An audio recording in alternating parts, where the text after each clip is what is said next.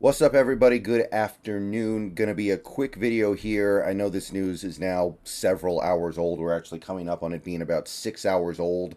Didn't have a chance to make a video this morning, and by the time I could have, I wanted to let the Huskies pregame video be up there on its own for a little bit. But yeah, we should definitely at least briefly discuss this one. Not that this should be surprising to anybody, but it's definitely at least interesting to hear it from the head guy himself.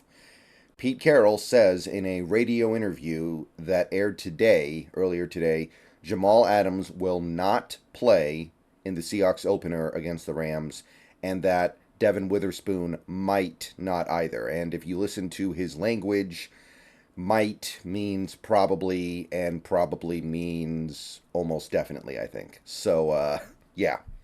Don't expect to see either guy in that first game against the Rams. Now, I don't have a problem with this, and I don't think anybody should either.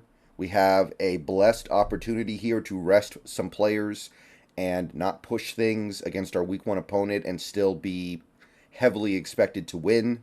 So we got to take advantage of that, and we got to trust that the guys that we do have are going to be enough to beat a team that is, I don't want to say they're tanking, but they're not really doing a whole lot trying to make themselves good this year. So definitely can afford to do this, or we should be able to afford to do this. So Adams basically already declared out at this point. However, as of right now, he's not gone on IR, so therefore we must expect him to be back in the next few games. Like, I'd say get him back by week 2 is the best case scenario now, obviously.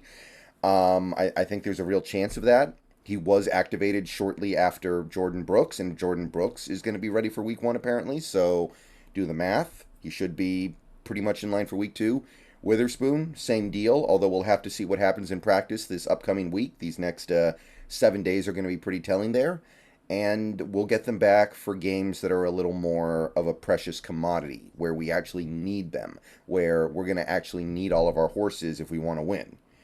So that's the latest on these two guys. Our secondary is going to be down a couple of guys week 1. Again, I don't think anyone's surprised by this. But we're not the only teams in the division that are now racing against the clock to get some of their players back. Just to discuss a little bit of some of the other news that came out today. Cooper Kupp stuff. I found this doctor on Twitter where he's talking a little bit about the Cooper Kupp injury. He expects him to miss week 1. So it looks like we are going to get the Rams without Cooper Kupp, which definitely diminishes the loss of Witherspoon and Adams.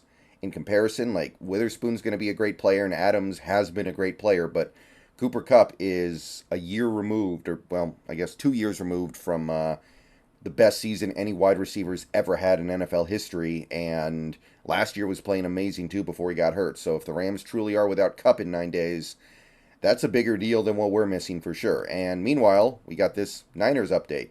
Bosa and the Niners have not come to an agreement yet. There's still a $4 million per year gap in contract expectations per Albert Breer. So we're not the only team in the division dealing with problems, and you got to say, their problems are a good deal bigger than ours, right?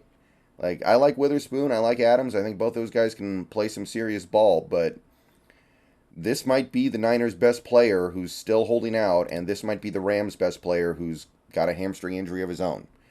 All right, see you guys later. Go Hawks. Catch me on Twitch later tonight. Might be Starfield, might be Baldur's Gate. I don't know. Hope to see you guys there. If any more news comes out, I'll cover it. But, yep. Don't expect Adams or Witherspoon week 1.